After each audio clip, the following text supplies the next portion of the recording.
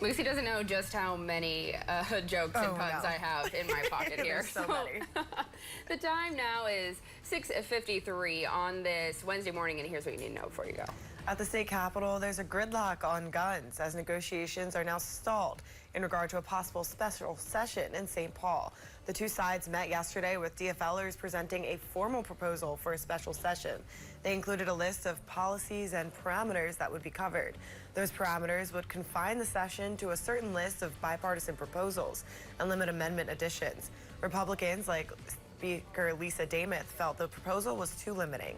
Therefore, a special session is unlikely. It would have began on October 6th. In this age of divisive politics, a northern Minnesota lawmaker is pleading to work calmly and thoughtfully with those on both sides of the aisle. DFL Senator Grant Hochschild announced he's joining a growing list of lawmakers in signing a civility pledge. In doing so, the Hermantown lawmaker says he's committed to rejecting political violence and fostering civic trust. Hochschild also serves as co-chair of the Minnesota Legislature Civility Caucus, which includes these Democrats you see here on your screen and Republicans from all over the state.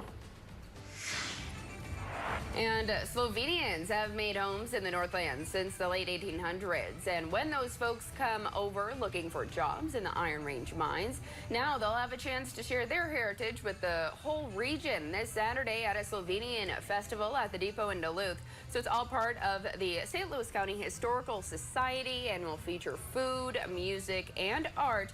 Late Slovenian American artist Zavrl of Ely will actually have paintings on display. Now, the Slovenian Festival takes place this Saturday at the Duluth Depot starting at 10 a.m. The event is free until 5 p.m. The evening ethnic dinner is $30.